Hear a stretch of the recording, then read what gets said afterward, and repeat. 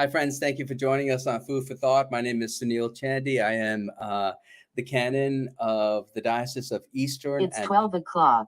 And it's 12 o'clock. And that's my computer laptop telling us it's 12 o'clock. So we're on time. But I am the canon of Eastern and Western Michigan in the Diocese of the Episcopal Diocese of Eastern and Western Michigan.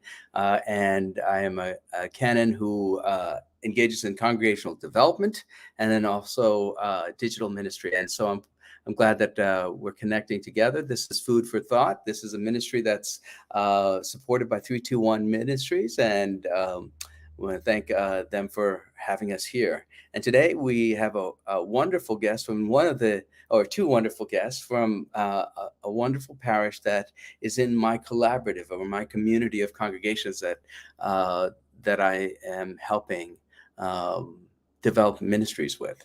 And so we'll introduce them in a minute. But if you are here, or after a Food for Thought, if you are here, tell us that you're here. Tell us that we're engaging with you. Tell us if you enjoy our programming. Tell us also, any concerns you might have, what it might be helpful, especially as you deal with the transitions in your life. I'm dealing with a whole bunch of transitions in my life and in the life of the congregations I serve and the people I serve. But I'm just so glad to have this ministry and to be here. This is my home office. And usually if you've been following us for the last couple of weeks, you probably saw a couple of books. I actually got a bookshelf. It's right there. And put it and unpacked. And so I'm kind of comfortable in knowing that I'm going to be staying for a while. So thank you for, big deal. Thank you. Ben made a comment. Ben is our producer on the show. Well, let us go and start our Food for Thought today. And I thought what we do is we just do engage in reading the lessons for this coming Sunday, and especially the lesson from the gospel. And the lesson comes from Matthew chapter 22, verses 1 through 14. And so it starts with, once more Jesus spoke to the people in parables, saying, the kingdom of heaven may be compared to a king who gave a wedding banquet for his son. He sent his slaves to call those who had been invited to the wedding banquet, but they would not come. Again, he sent other slaves, saying, tell those who have been invited, look, I have prepared my dinner. My oxen and my fat calves have been slaughtered, and everything is ready. Come to the wedding banquet. But they made light of it and went away, one to his farm, another to his business, while the rest seized his slaves, mistreated them, and killed them. The king was enraged. He sent his troops, destroyed those murderers, and burned their city. Then he said to his slaves, the wedding is ready, but those invited were not worthy. Go, therefore, into the main streets and invite everyone you find to the wedding banquet. Those slaves went out into the streets and gathered all whom they have found, both good and bad. So the wedding hall was filled with guests. But when the king came in to see the guests, he noticed a man who was not wearing a wedding robe. And he said to him, friend, did you get in here without a wedding robe? And he was speechless. And the king said to the attendants, bind him hand and foot and throw him into the outer darkness, where there will be weeping and gnashing of teeth, for many are called, but few are chosen. This is a really interesting passage. It comes from the Gospel of Matthew, and it's a series of three passages, three parables that Jesus tells, and he is actually engaging in this conversation in the Gospel of Matthew with his opponents, the religious leaders of the time, the Pharisees.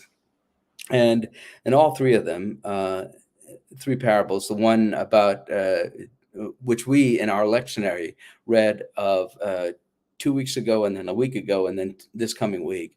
The first one is only in the Gospel of Matthew. It's about about two sons, and one told his father he's going to do what his father asked, and and didn't do it. And then there was another one who was asked by his father who said no. And then he said no to his father, but then went and did it anyway. And then there was last week the parable about a rich landowner who owned some land, and then he had some tenants, and um, he gave the land over to them to be used and to produce fruit.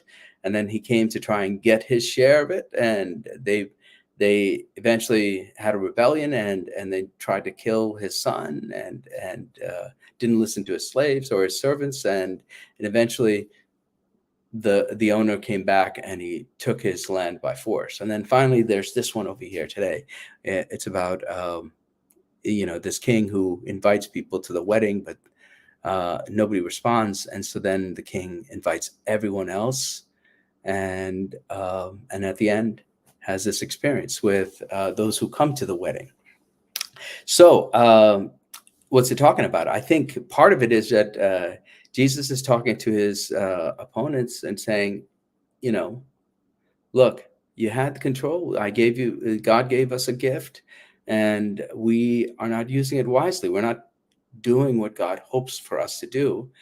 And when that happens, the gifts that we have, that God gives us, will be taken away, if we don't use it wisely.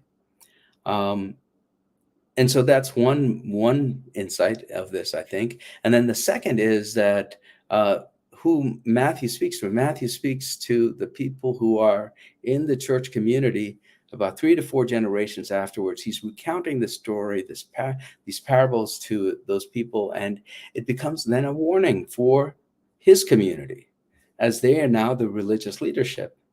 And I think that's the one thing that's important for us.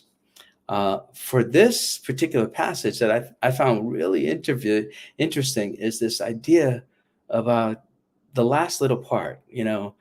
The king comes in at this wedding. He invites everyone. No one pays attention. In fact, they get violent with the king. And so the king, gets rid of those people that he invited, the people that were supposed to come. And then he invites everyone to the wedding. And then what happens is, when the wedding starts to happen, the king comes in, and then there's somebody who's not dressed right.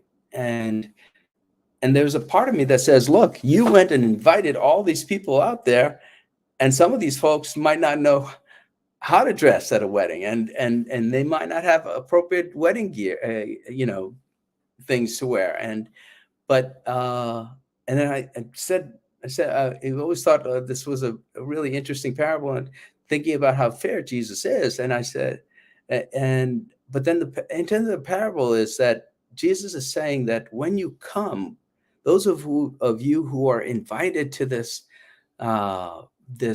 banquet of God, and you agree to be invited, and you take part in this invitation, then there's also this gift is given to you, but then there's an appropriate way to be. There's some expectations on you, on us. And so the parable is actually talking to us, the Christian community. And the realization is that sometimes, when we get invited to this wonderful experience of God, there are things that we need to also be responsible to.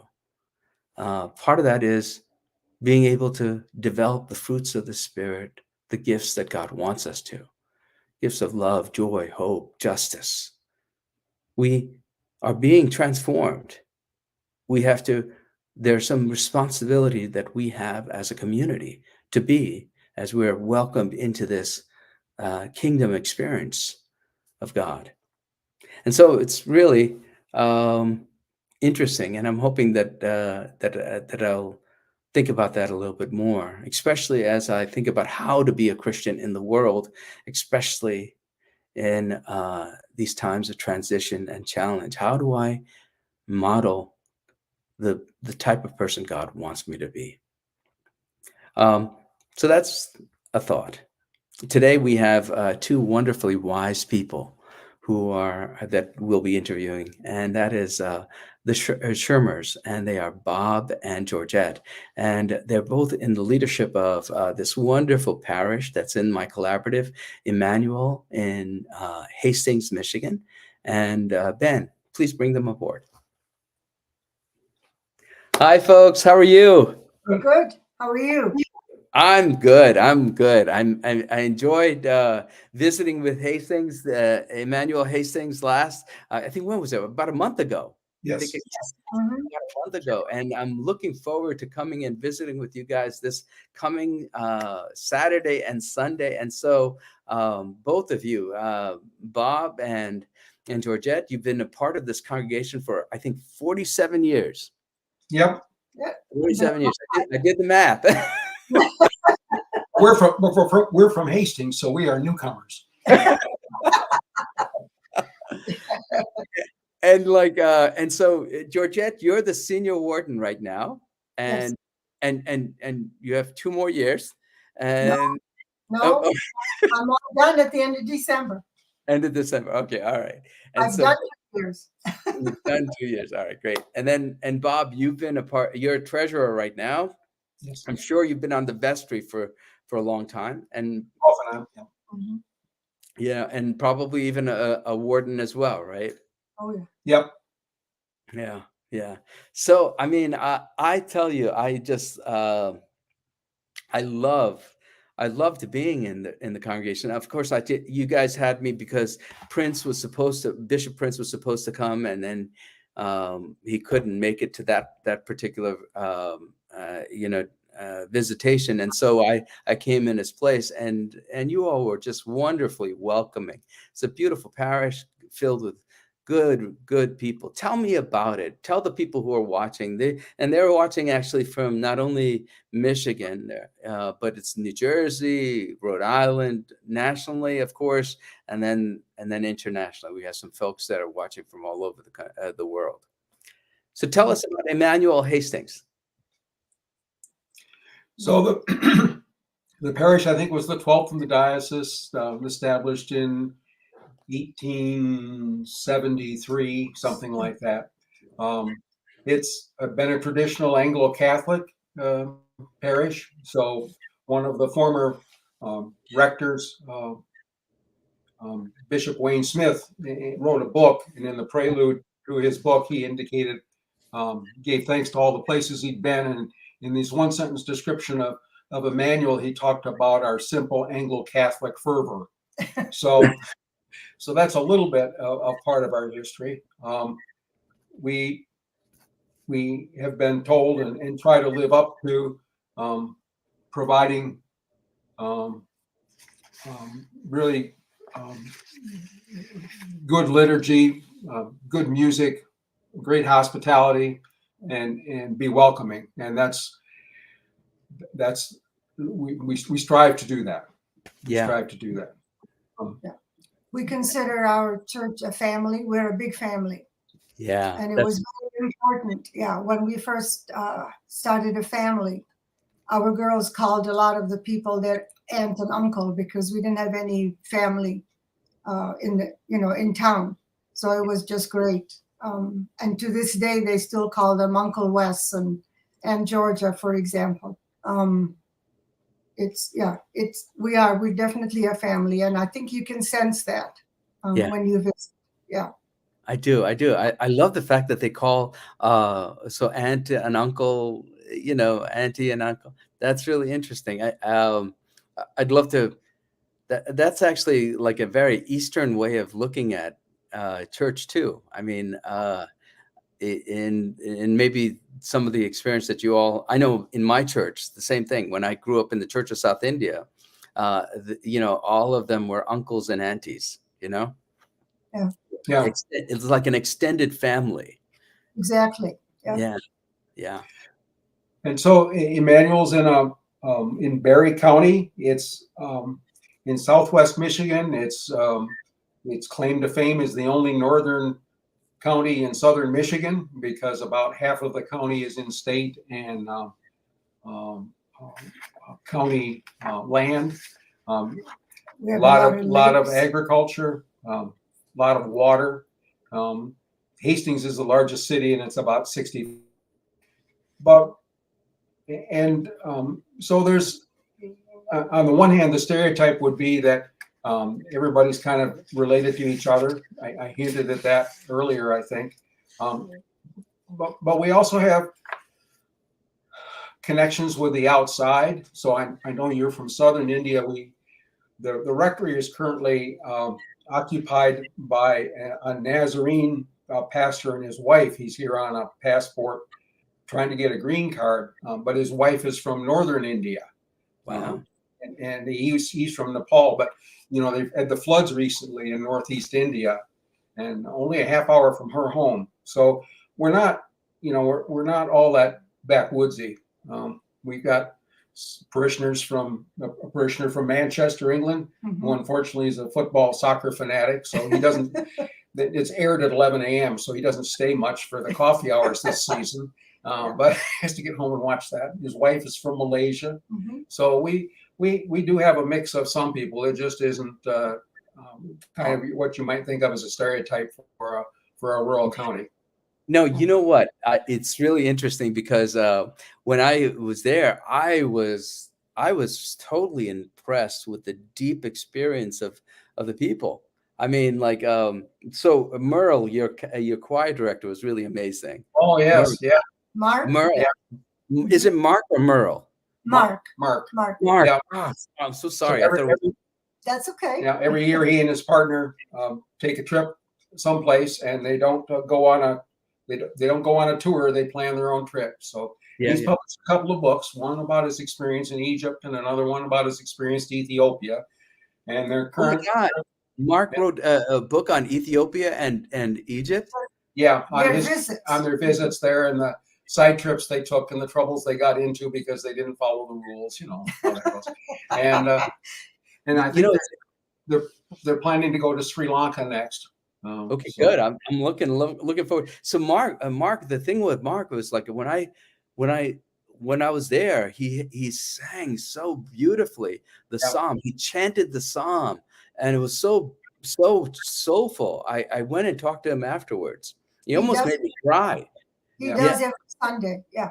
Yeah, and then so what happened was that as I was speaking with him, I said like this: well, you must have, you must be a choir director. You're directing this choir. You must have. And I thought he was working maybe in a seminary or like a music school. But then I find out he's a lawyer. Yes. Yeah. And a county commissioner. Yeah. And a county commissioner. I was like, oh my God. And then. But the other thing is like I'm finding like so then I talked to him and I was surprised at that. Then I speak to Sarah, who's a youth director for you all. I'm speaking with her, talking about the ministry of the Sunday school and how she's trying to helping revive it and everything. And then I find out she's a lawyer too. Yeah. And so you got a lot of folks, it seems like, that just have these rich experiences, and I just got to be careful with, because you got a lot of lawyers too. Well, yeah, but Sarah also comes out of the Christian Reform tradition, so she had done a lot of work with youth ministry at the CRC, which as you know or finding out is really prominent in Grand Rapids. Yeah, and so yeah, she's been a wonderful addition, because like a lot of places we've struggled to keep a younger population in the church. Yeah. And I think part of it is that you keep yourself open, especially to this new experience, because COVID has done this really, like kind of restructured our church experience a bit. And now we're opening up, and churches like you are opening up, and people are going to find the welcoming family experience that are important for him to develop their family in a way that helps them to find strength and resiliency and hope as they deal with the world. But and I think that your youth group will grow, because I even saw a couple of kids there already, and they were getting involved. And Sarah's it seems like she's doing a great job there. She is. She's very good. And also, I met also Jim, who was from Westerly, who actually, yeah. I mean, I wrote a note to Jim and his wife. Their last name is Blake. Blake. That's right. Marilyn Jim. Yeah. Mhm. Yeah, they're Maryland. And so, you know, so Jim comes in. Jim is actually from Christchurch, Westerly, grew up there, and and that's where I was a former rector. Right. And so it was just so good to be welcomed by him at that service. It Yeah. was really good. You have some great people, and you all are have some deep experiences too. I mean, you know, Georgette, you were originally from Palestine, right? I think, or Yes, it was Jordan back in the day. Jordan. No Jordan. longer is, but yeah. Yeah. Yeah, and so and you have this wonderful experience. I just sense this deep spirituality and the faith that you have. I grew up in a girls' home that it was opened by a missionary from Iowa and two from the Bible College in Wales, in Swansea.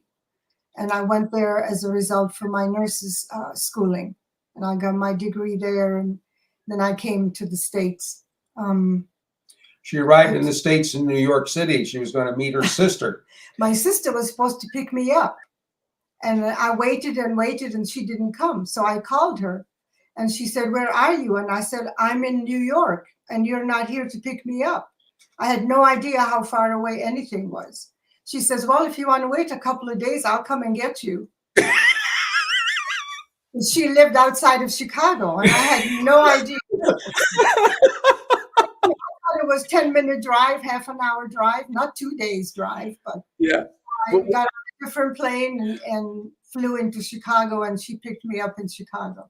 She picked you up. That's how naive I was. Yeah, it's very different. It was a different experience. I can imagine. And that must have been a very scary experience too. I remember, and you were probably, if you were in just graduated college or something, probably in the 20s, right? I was 19. Yeah. 19. Wow. Yeah. That's a scary experience. Oh Yeah, my. it was. Yeah. No, but and then of course, those type of experiences help you to realize your own strength and resilience and confidence in yourself. So Yeah, I'm you grow sure. up fast. Yeah, yeah. So so Bob, you're also you have an interesting background. You're a chemist, wasn't it, originally? An I was internist. originally an internist. Internist. I'm sorry. Yeah, that's right. Practiced internal medicine for 11 years and then went to work at the pharmaceutical company in Kalamazoo, which was Upjohn, and then Pharmacy in Upjohn, and then Pfizer acquired it. And then from there, I went to work in public health for 10 years as the local medical director. And got out before COVID and all the vitriol directed against restricting individuals' freedoms for trying to slow the spread of disease. Masking But I did get to work then as a volunteer doing contact tracing, following up on people who had COVID to make sure that they were getting proper therapy and follow up, and also trying to help them with what they would advise their contacts to try to reduce and slow the spread. So that was interesting. That's from a public health perspective, that was huge. I mean, we did lots of planning for emergencies, but they were sometimes it was an influenza variant, or sometimes it was a bioterrorism act, but they weren't nearly as massive as COVID has proved to be. Now with vaccines and drugs, it's much more manageable. So yeah, no, I mean, this is it's actually, it's a very interesting time in our history. I mean, globalism connects us in a powerful way, and it's we're all very people across the globe are very integrated in terms of economies and in terms of experiences. But then also, because of our connectedness, there's the possibility of spreading a pandemic quickly. yes. A virus. So I mean, and so it is interesting. I mean, who would have expected that we would shutter churches? Right. Yeah. And yet through that experience, we've learned a little bit about our own resilience, our own sense of hope, and how we engage ministry. And I see that happening at Emmanuel Hastings too. Thank you. Yeah. You know, I see that confidence and faith. So, one of the things I've always, so both of you are very educated, and you have a very educated community there. Um, and so sometimes people wonder what's the use of having a community, a church community. But you all decided early on that you would raise your church children in the church community. Why is it that's so important? Why do you think it's so important? Well, for me, that's how I grew up. Um, we had to get up at 5 o'clock every morning, no matter what the temperature was, kneel at the bedside and read our Bible and have, private devotions. Sometimes we would just fall asleep, sitting there because it was so early. And I still wake up to this day between 4 and 4:30 every morning. It's just a habit. And I have my quiet time before Bob even gets up. I usually accomplish more in the mornings than I do the rest of the day when it's quiet. But faith has always been very important to me. And I think you also. Right. Grew up in the church. I remember, we used to complain a lot because we prayed 13 times a day in the school. When we first got up, before and after breakfast, before and after lunch, before and after school, and then we had a prayer meeting as soon as we got home from school. Then we did homework, then we had dinner, and then we had another prayer meeting. So it was just, that was my life until I left in 66. Yeah. She's really good at Bible trivia. Yeah. I don't want to test me. Yeah, don't test me. Yeah. but I don't do very well at tests. Right. But the other thing is also, so for those of us who are listening, they might not know the background of your background necessarily, Georgette. You had your family, your father and mother passed away early. My father, yeah, he was 32. He died of leukemia. And my mom had to go to work, and she had 5 of us children to feed, and she was pregnant at the time. And we basically ended up in a girls' home or an orphanage, if you want to call it that. And after that, we went to a Quaker high school, which was a college prep school, and then moved on to different things. And the scholarship I had was to nursing school in Swansea in South Wales. Yeah. I worked as a nurse in this country after I got my graduate degree done, and met Bob. He was an intern or medical student at the time. And after we moved to Hastings, he found a place to practice in Hastings. I worked in a doctor's office, and then I retired when our younger daughter was born. That was 40 years ago. She just turned 40 on St. Patrick's Day. Mm-hmm. And I volunteered with our local hospice for 26 years. Wow. Until we were bought out and it closed in town. Yeah. But, it's interesting that background of being in the girls' home, and then the structure of prayer and engagement helped to, and that's probably why you wanted to help you raise your children in the church. Prayer life is important. It was always a part of me. Yeah. I could not imagine life without belonging to a church. And that's interesting. What I sense then is that the spiritual life helps you to become more resilient. Oh, Helps definitely. you deal with the unknown, the chaotic things in life, Right. The fearful moments. Mm-hmm. Yeah. Is that part of why, Bob, you also encouraged the family to grow up in the church? Yep. I was brought up in a family that the 5 of us went to church each Sunday, and we also engaged in a number of youth activities and outreach types of things. I was brought up in a university community, and so that was kind of expected. Your mom made sure you went Well, to church. yeah, but it was all, but also the church was really into service. So Yeah. And it's interesting because, you know, sometimes, like, I remember when I went to church when I was younger, it was I was kind of forced to. My father was a priest, right? And Oh yeah. and so, but then what happens is you're raised in a culture Mhm. that knows how to, that engages in deep reflective thinking about what is wisdom, right?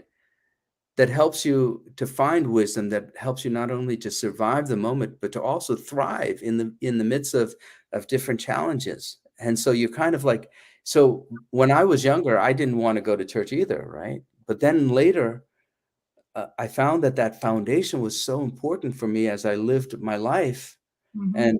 and and was, you know, being able to be confident and engage with stuff in the world. And I didn't lose hope so easily when life became challenging. You know, and I think, like, at Emmanuel Hastings, I think there's so many wise people there, and you got yeah, that they understand that it clicked with them, mm-hmm. Mhm. you know, and so I imagine, and you all are looking, when as you re-engage with the community, if people are looking for a place to find wisdom and hope and connection with good people, they should come to Emmanuel in Hastings. That's true. Yeah. Mhm. We're open. We're very welcoming. Yeah, Yeah. and then as you all search for your next priest, I'm sure that that priest, you're praying for that priest. Oh, definitely. We don't know who it is, but God does. That's Every day I pray, please send him, send him. We know who it is. You know or who it is. could be a her too. Could be a her also. Yeah, her is fine. Yeah. They will come and they will be partners in ministry with you. And not only will they impart, I believe they'll impart their gifts to you, but you'll also help teach them, mentor them in the spirit that's already embedded in your community. Mhm. Yep. I'm looking forward to it. Oh, We are so- too. Yeah. So that, you know, if we can try to sell Emmanuel a little bit, we do a couple of things that we think are positive. We have a fair amount of use of our campus.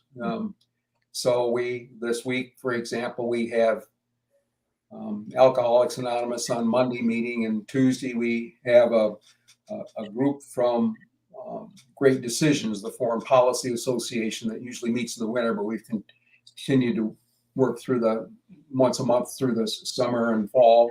And then Thursday it's a Yield Emmanuel applesauce making day. So we have a parishioner with a centennial farm and some 100-year-old pear and apple trees, and we're going to be making applesauce and pear jam on Thursday. Mhm. Wow.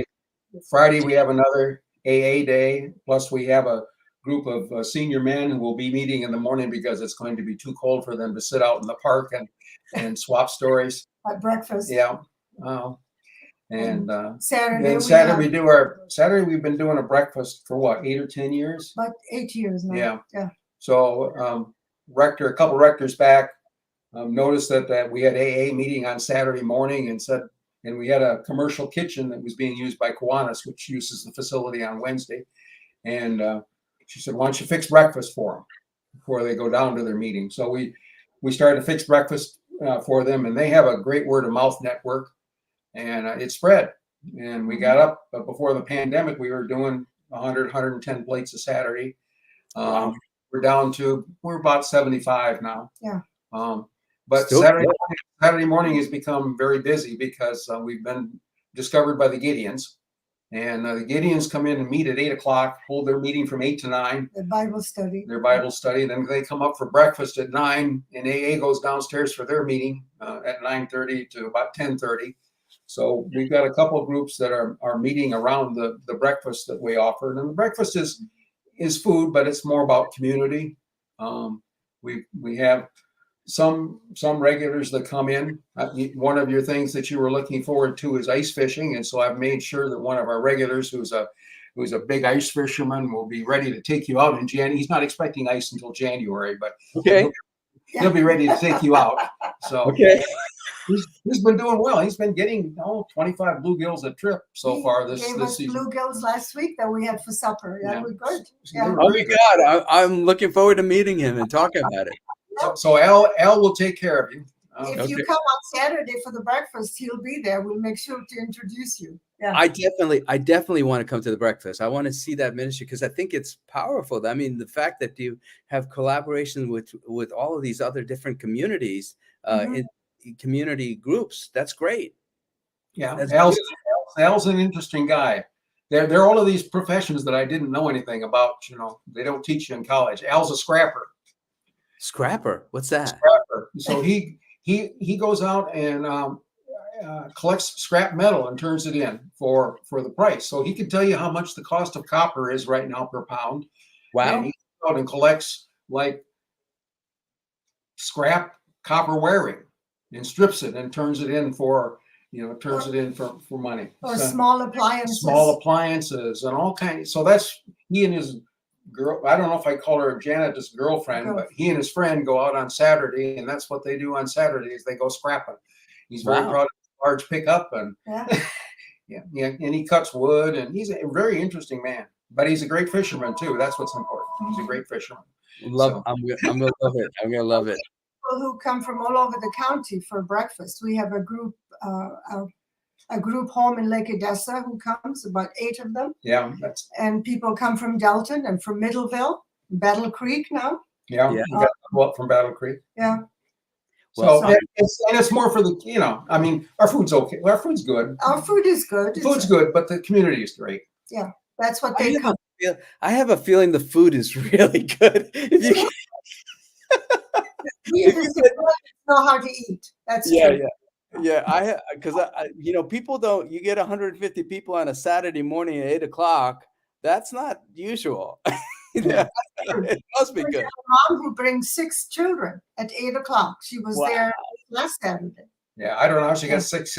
How she managed to get 6 kids up at 8, but she was there. Yep. Yeah.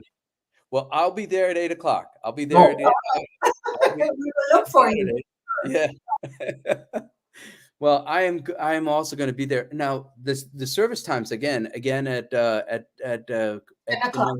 10 o'clock a.m. All right, so I'll be there on Saturday at 8 o'clock for the breakfast, and then hang with you guys. And looking forward to meeting some of the folks that you have. And then on Sunday I'll be there at probably early. And you know what? I might even. Do you guys? Do you mind? Do you want people to chant? You're Anglo-Catholic. I didn't know. Do you chant? Yeah, we love that. Yeah, we'd love to chant. It depends on the priest. Usually. Yeah, I didn't want to disturb you guys the last time, but if you, that would be wonderful. It's been a while since we've had anybody chant. Yeah, I'll tell you, I'm not great, but but I love doing it. My last parish, I used to chant all the time. And, and I'll practice. You do bells too? I do bells too. I'm Anglo-Catholic. I have a leaning towards Anglo-Catholic. Liturgy. Yeah. We got a little debate about incense. Some people make them sneeze and cough, and they don't like that too much. But we might let it smoke in the back. No, I actually, you know what? My last parish, we introduced incense.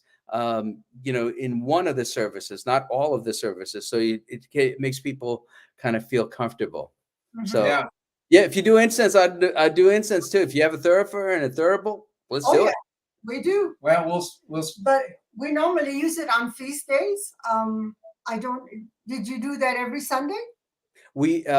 So we did different things. We did it on high holy days, but also what we did was we actually tried to do the liturgy, different liturgies every like 5-6 weeks. So we gave people kind of a sampling, and it and we did different things, different prayers and everything, and it keeps people engaged in the ministry. helping them to learn deeper about the Episcopal Church and the Christian experience.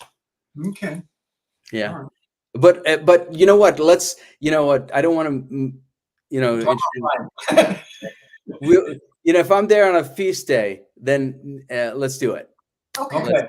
Let's do it. But chanting, if that's okay, I'll. Chanting works. Yeah, that would be beautiful. All right. Yeah. Sounds good. Well, Yeah. folks, thank you so much for this conversation. I just, I feel, immediately when I met you all, I really felt connected. And, Georgette, you said in the middle of the sermon or the service, I love saying your name. Yeah, I like Georgette. Thank you. My dad loved French names, so he named all the daughters French names. Yeah, Georgette. And Bob, you're a wonderful, wise man, and I'm looking forward to being with both of you and the rest of the parish this Sunday and Saturday. Yep. We feel the same way. Thank you so much. We'll see you Saturday. All right, great. God bless you. Thank you. Thank you. You too.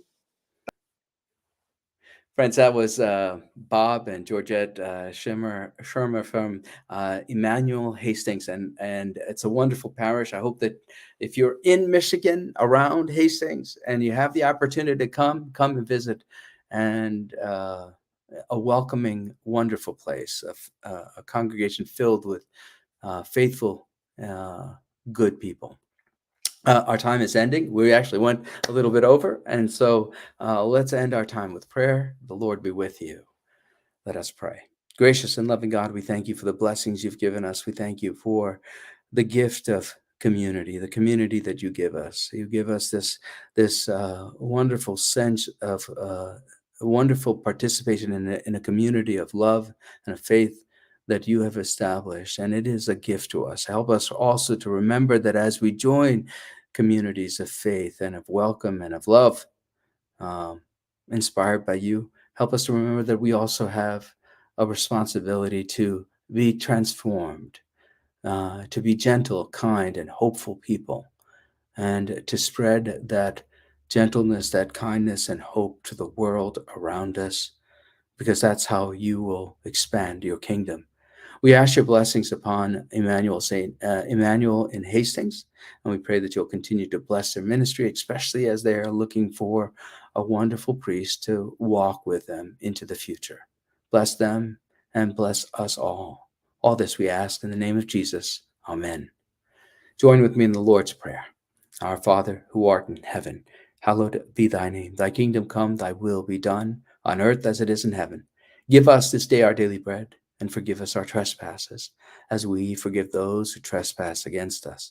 And lead us not into temptation, but deliver us from evil.